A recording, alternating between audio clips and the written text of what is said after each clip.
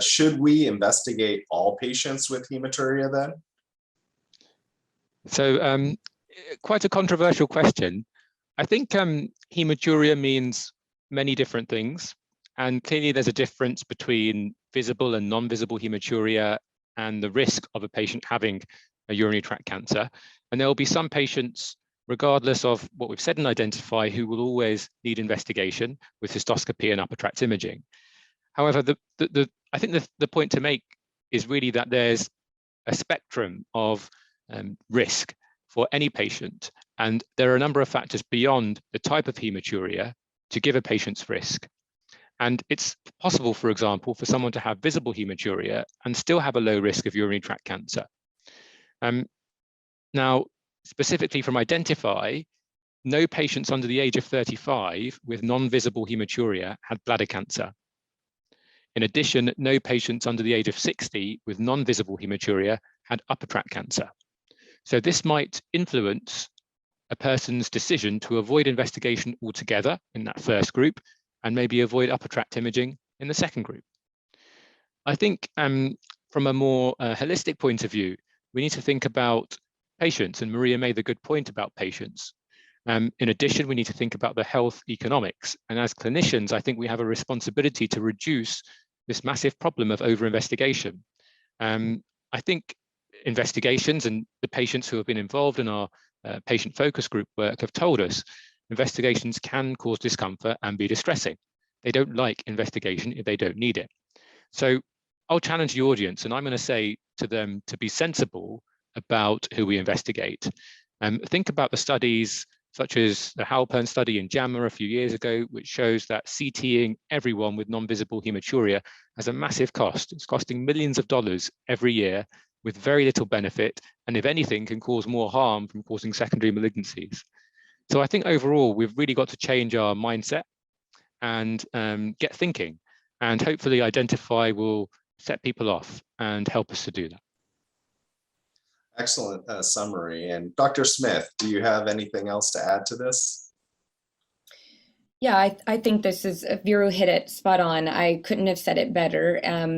You know, there's always a place to begin. And as a provider, and you know, practicing in the United States, there's always a concern for litigation, medical, legal implications of what we choose. And I tend to believe there is this, and you can see it in active surveillance for prostate cancer, you can see it in any kind of urologic or medical decision we make, where we have a bias toward more and more diagnosis and more treatment and more, because that is, you know, that's going to be better. But we tend not to reflect on the drawbacks of all of the interventions that lead up to that. And I think this paper is that is to me the big take home. I will say for years in practice, I felt uncomfortable getting CT scans in young women with asymptomatic microscopic hematuria. I'm almost certain that they're not going to have it. And now I have a paper now to support that. Now I had sort of been rolling that out, but the provider first and foremost have to be very comfortable in how they address it with the patient, because the patient is watching you, they're observing you, they're using the words that you choose.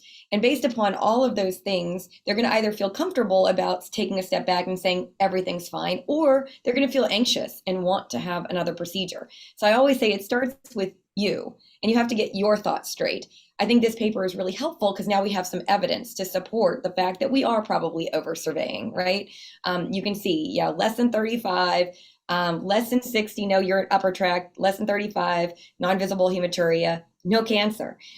So we can at least start there and build upon it. And we're seeing some of that in the guidelines, you know, changes for the AUA, et cetera. But I couldn't agree more. It's just nice now to have some evidence to get providers to feel more confident when they counsel patients. Yeah, excellent. It's such a pivotal time, right? So exciting now. We're not saying one size fits all, and that we could actually tailor these. And we have a study that actually has helped elucidate this. So this brings us to the next discussion, Dr. Kaduri. The group of patients without hematuria was indeed interesting. as they had, very high cancer prevalence. And why were they referred, and what can we learn from this actual specific group? Yeah, so as Dr. Smith was saying, this group of patients really made the study quite unique in that it reflected a more pragmatic reflection on the patients we see. So the reasons for referral of patients without hematuria are listed in the supplementary tables, table 4. Briefly, however, over 50% of patients were referred with an abnormality found in imaging, 31% with lower urinary tract symptoms, and the remaining were a mixture of recurrent UTIs and other reasons such as hematospermia, spotting, or abnormal cytology. Of course, there were some patients that had more than one reason, so the reasons overlapped, such as a patient would be referred both with abnormal imaging and lower tract symptoms. But if we take these three main groups, these three stratified groups, so the abnormal imaging, the lower urinary tract symptoms, and the recurrent UTIs, and look at the cancer prevalence within each of them, it helps to explain the high total cancer prevalence of 33% in patients without hematuria. And as you'd expect, the majority of cancers were in the group of patients referred with abnormal imaging. Actually, half of those patients were found to have bladder cancer. However, the prevalence of bladder cancer in patients with lower urinary tract symptoms or recurrent UTIs alone was 10%. Now, an interesting way to look at that is that's almost double the bladder cancer prevalence within the non-visible hematuria group. Now, I'm not implying that patients with lower urinary tract symptoms or recurrent UTIs have a higher rate of cancer than those with non-visible hematuria, because essentially this is secondary care data. And we must remember that patients without hematuria are being assessed in primary care. So there is a high possibility that the patients being referred without hematuria but suspected cancer are as a result of good triage and clinical acumen in primary care. This is certainly a group, though, that requires further analysis to fill in the gaps in evidence regarding these patients. And we hope to do this in future publications from the Identify study. Thank you for elucidating that group. And Dr. Ribal, do you have anything further to add? No, I think that Sinan has done a great summary. I just only want to point out something that is important. This is obviously not a very large group, but I think that there are two important messages. One, if we, for any reason, do an image, I don't know, abdominal pain, whatever, and then we find a suspicious image of bladder cancer, this should be directly further investigated. And the second is that obviously that not every single infection should be studied as a bladder cancer, but the most important point for delaying the diagnosis of bladder cancer in women worldwide is because they are treated as a recurrent infection or urinary symptoms. So please, sometimes we should put and pay attention about age, risk factors, etc. in these circumstances. These are my only comments. Very well put. So this brings us to another discussion, and particularly Dr. Kasivisvanathan. How do we practically use these results in our daily practice? Thanks, Stephen. So I think what we've learned from the discussion so far, as you said in your own words, is that one size doesn't fit all for hematuria investigations. And so what we've tried to do as a group is to make applying the results from this study to your patients as easy as possible. So if people talk about take-home points from listening to talks, and a lot of you have spent some time coming to this webinar, if there's one thing I want you to do after this webinar, depending on what time zone you're in, maybe tomorrow, if you're in Europe, is to have your patient who's sitting in front of you, or a referral that you're receiving with suspected urinary tract cancer, go to our website, www.bursturology.com. We have a risk calculator there. You enter your patient's basic details, which literally takes 1 minute. You'll specify their age, gender, type of hematuria, smoking status, and so on. And that will give you their exact risk of them having urinary tract cancer based on the Identify study.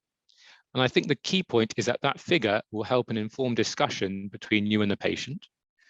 You may decide, for example, not to investigate them at all if the risk is very low, or if you do investigate them, it may influence how urgently you do that and what modalities you use to investigate them with. And I think on a service level for your hospital, it will help you run your service and allocate your resources appropriately. Going one step further, I think these results provide the evidence that may enable us to alter the sequences and pathways by which one chooses to investigate suspected urinary tract cancer. And hopefully we'll get a chance to elaborate on that later on in the discussion. Yes, and thank you for bringing to our attention that risk calculator, so useful. But Dr. Smith, what are your thoughts in regards to utilizing these data in your daily practice? You pointed out earlier, but would love to hear your thoughts. Yeah, I had mentioned just very briefly that the new AUA guidelines for microscopic hematuria are really helpful. And reflecting this study, the Identify study, and the way that the guidelines were created a risk stratification schema, they actually do reflect very well the Identify risk factors that were noted. So basically, there's low, intermediate, high risk, and I like how simple it is. It's pretty straightforward. If they're younger, that tends to be a more low risk situation. If there's visible hematuria, a high risk situation. If you have a smoking history, again, high risk, but it's stratified based on number of pack years, current smoking status, etc. So I have been using that. It's helpful to have the Identify results as well as some guidelines to reference. And I've been using it very regularly now. As I mentioned, over time, my practice has shifted where I have been downgrading the amount that I've been doing for some of these. So if I have a very young patient, no risk factors, I might even repeat a urinalysis in 6 months and do nothing at all. Letting them know what the risks are, showing them some data. Having a risk calculator is even more helpful, especially for those patients really interested in understanding of risk. Sometimes it's hard I found it sometimes difficult to explain risk in a way that's very understandable. And that's something I'm continually trying to improve upon. But yeah, in my practice, I've really downgraded the amount of surveillance that I do for this, especially for the lower risk categories. That being said, just like any guidelines, when you're trying to make them simple, it certainly is not perfect. And Veeru said this a little earlier, not all visible hematuria is high risk. That's probably true, but I think we need to have more evidence to know exactly who those patients are before we know exactly what to do and say, you don't need any kind of surveillance for this visible hematuria. I don't feel like we're there yet, or at least I feel like we need a little more evidence to suggest who is that patient where you really don't need to do anything with visible hematuria. It's an excellent summary. One of the things that is critical, Dr. Kaduri, what alternative pathways might exist for investigative hematuria? So I think a lot of the points have been mentioned already. I think at the very least, we can learn from some of the cancer prevalence data, especially the tables in the paper showing cancer prevalence stratified by visible and non-visible hematuria. So it can be a bit of a lookup table for you, if you like. And we've already talked about, for example, the non-visible hematuria group under 60s, that there was no upper tract urothelial cancer, but you can look at the 70-year-old group and see what the prevalence was there. And then you can make an informed decision about, whether performing a CT urogram in someone aged 70 or 60 with non-visible hematuria is potentially more harmful than beneficial. Essentially, though, just to mirror what everyone's been saying, I think we want to move towards a more personalized care and investigation of the patient. On top of that, we want to use our resources efficiently. So again, one suggestion for this is to have the risk calculator or the tool, be it the Identify risk calculator or the AUA stratification tool, that then risk stratifies the patient. But on top of that, like Dr. Rebal was saying, you need to have a suggested investigation that follows on from that. that's performed as a result of the risk category. So an idea might be to have a very low risk group who do not need any investigation at all, a low risk group who has the least invasive investigation, perhaps just an ultrasound only, but proceed with a cystoscopy if the bladder wasn't visualized adequately. Then in your intermediate risk group, perhaps they could have a cystoscopy and an ultrasound. And in the high risk group, have a CT urogram up front, followed by a flexible cystoscopy, or even straight to a TURBT if a tumor is found on CT. I think it's all good and well talking about risk stratification, but the key behind this and any stratification system is the threshold people would be happy with for these risk groups. So for example, in the very low risk group where you're thinking about not investigating anyone, can you say we shouldn't investigate them if they have a risk score less than 1%, because actually doing a cystoscopy has a higher risk of infection? That's one way to look at it. So it would actually be great to see what the audience's opinion is on what these risk thresholds are. And I believe after this webinar closes, the BJUI will open a Twitter poll where you can make your opinions known. So please vote, because we're anxious to hear about it. Excellent summary. Yes, and please enter your Q&A, any questions you have down below. And Dr. Rebal, do you have anything further to add in regard to our risk stratification and pathways? But this is very exciting work. No, I think that everything has been already said. If we were able to build these clear pathways, it will be marvelous. I think that we are forgetting for a bit something that I think that I don't know when in the future will be incorporated to these pathways. That could be the markers. So I think that molecular markers will be at some moment. I don't know. I've been in this for more than 20 years, and I'm always saying the molecular markers are here, and now it's not the future, it's now the moment. And look, 20 years after, still I'm saying probably in the future we can incorporate these markers, but just open a window that perhaps in the future molecular markers could be even in these pathways. We will see.